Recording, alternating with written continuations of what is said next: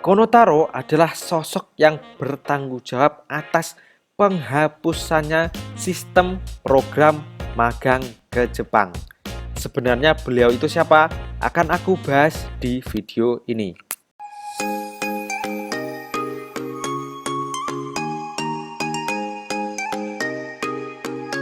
Konnichiwa minasang, selamat datang lagi di channel Edipeni, channelnya Kensuse atau X Magang. Oke, di video kali ini, di berita Jepang terbaru kali ini, aku akan ngebahas soal calon Perdana Menteri Jepang atau kandidat terkuat Jepang, yaitu Kono Taro.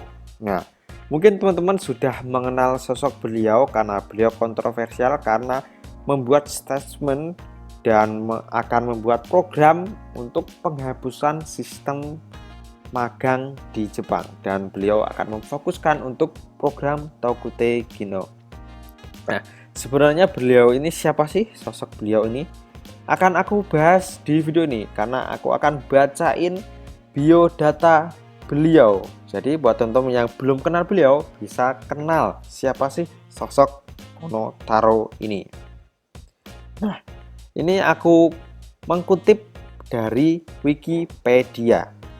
Taro Kono atau Kono Taro lahir 10 Januari 1963, adalah seorang politikus Jepang yang menjabat sebagai Menteri Pendayagunaan Aparatur Negara dan Reformasi Regulasi sejak 2020. Nah, jadi beliau adalah saat ini menteri yang masih aktif di bidang pendayagunaan aparatur negara dan reformasi regulasi atau perubahan aturan ya. Ia sebelumnya menjabat sebagai Menteri Luar Negeri dan Menteri Pertahanan di bawah Perdana Menteri Shinzo Abe, dan secara luas dilihat sebagai calon potensial untuk pemilihan Perdana Menteri di masa depan.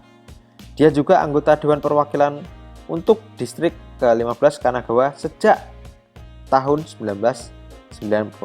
Dia adalah kandidat untuk kepemimpinan Partai Demokrat Liberal dalam pemilihan 2021, yaitu Oktober nanti ya. Dia adalah kandidat terkuat. Ternyata sepak terjang beliau di dunia politik sangat mumpuni dan sangat patut dipertimbangkan. Oke.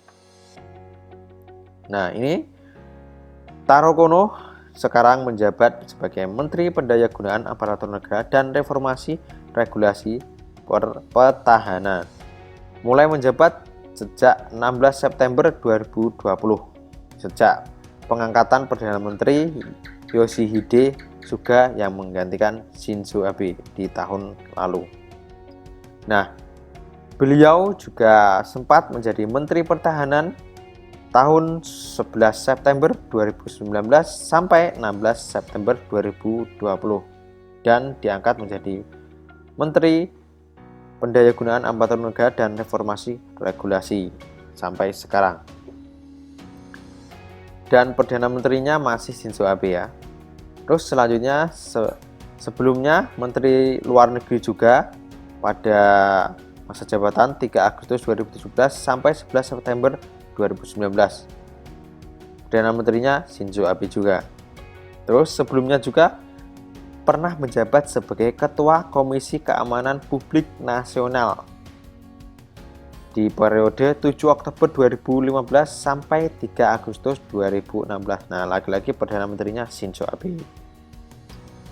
Terus juga menjadi anggota DPR mulai menjabat pada 21 Oktober 1996 di daerah pemilihan Distrik ke-15 Kanagawa.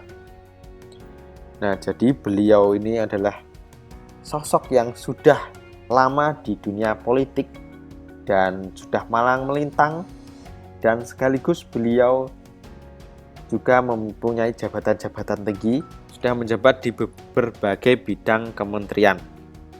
Nah, di sini akan aku jelasin soal sedikit sejarah masa muda beliau. Taro Kono lahir pada 10 Januari 1963 di Hiratsuka, Kanagawa. Anak tertua dari 3 bersaudara dari Yohei Kono, mantan Presiden Partai Demokrat Liberal dan Ketua Dewan Perwakilan Rakyat. Ia lahir dalam keluarga politisi. Ayahnya, kakeknya Ichiro Kono dan paman buyutnya Genzo Kono, pembicara House of Council antara 1971 dan 1977. Semuanya aktif dalam politik Jepang. Nah, jadi memang tidak bisa dipungkiri lagi, keluarga beliau adalah keluarga politisi. Kono bersekolah di sekolah dasar Hanamizu, sekolah menengah Keio, dan kemudian sekolah menengah Keio. Pada tahun 1981 ia masuk Universitas K untuk belajar ekonomi, tetapi keluar untuk belajar di Amerika Serikat. Ternyata lulusan luar negeri juga. Pada tahun 1982 ia pergi ke Amerika Serikat, di mana ia menghadiri Akademi Sulfur dan Universitas Georgetown dan belajar politik komparatif pada tahun 1983. Di tahun itu beliau sudah belajar politik ya.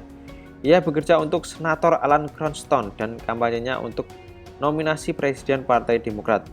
Dia juga bekerja untuk perwakilan Richard Shelby dari Alabama, saat itu seorang Demokrat. Selama 2 tahun, ia juga menghabiskan waktu di Sekolah Ekonomi Warsawa, Polandia. Wah, sekolah di Polandia juga ya. Di mana ia menghabiskan malam di penjara setelah mengunjungi rumah pemimpin Solidaritas. Wah, dia pernah bermalam di penjara ya. Kono lulus dari Universitas Georgetown pada tahun 1985 dengan gelar Bachelor of Science of Forest Service, dan pada tahun berikutnya ia bergabung dengan Fuji Xerox. Ia pindah ke Fuji Xerox Asia Pasifik di Singapura pada tahun 1995. Pada tahun 1993 dia bergabung dengan Nippon Tanshi, pemasok komponen listrik untuk Toyota, General Motor, Matsushita, dan perusahaan lainnya. Jadi ternyata beliau ini dulunya tidak ikutan di politik, dia menjadi karyawan biasa di perusahaan-perusahaan Jepang. Oke, itu tadi adalah kehidupan masa muda beliau. Nah, di sini aku akan mengulik sedikit tentang kehidupan pribadi beliau juga ya.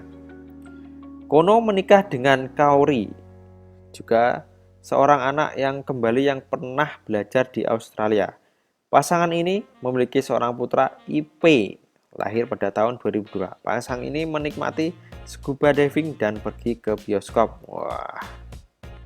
Dia telah terlibat dalam sejumlah badan yang mengelola olahraga profesional. Dia adalah ketua Shonan Bellmare, klub sepak bola profesional, dan asosiasi kuda balap Jepang, yang penyelenggaraannya penjualan tahunan terbesar di Jepang. Waduh. Ternyata ya. Dia juga presiden Kanagawa Triathlon Union, Kanagawa Track and Field Association, dan Hiratsuka Baseball Association. Dia mengajar kelas pascasarjana di Universitas Hosei. Waduh, banyak sekali ya. Pada tahun 2002, ketika ayahnya Yohei Kono jatuh sakit karena infeksi hepatitis C kronis, Kono menawarkan sebagai bagian dari hatinya untuk disumbangkan. Ayahnya awalnya menolak tawaran itu, tapi akhirnya mengalah dan menerima pada April 2022. Kono mendonorkan sebagian hatinya kepada ayahnya dalam operasi selama 15 jam. Kono sejak saat itu mendukung perubahan undang-undang untuk donasi organ. Ternyata beliau juga sangat dermawan dan baik hati ya. Beliau adalah kandidat terkuat untuk menjadi Perdana Menteri terbaru Jepang. Ya, mudah-mudahan kalau memang di tahun ini atau di Oktober 2021 ini, di masa pemilihan, beliau terpilih menjadi Ketua Partai Demokrat Liberal dan sekaligus menjadi Perdana Menteri baru Jepang. Mudah-mudahan beliau membuat kebijakan-kebijakan yang bagus dan baik agar bisa memberi manfaat untuk terutama warga negara Indonesia dan CPMI yang ingin bekerja ke Jepang. Mudah-mudahan setelah beliau kepilih, beliau segera membuka pintunya agar pemagang dan calon tenaga kerja dari Indonesia bisa masuk ke negara tersebut.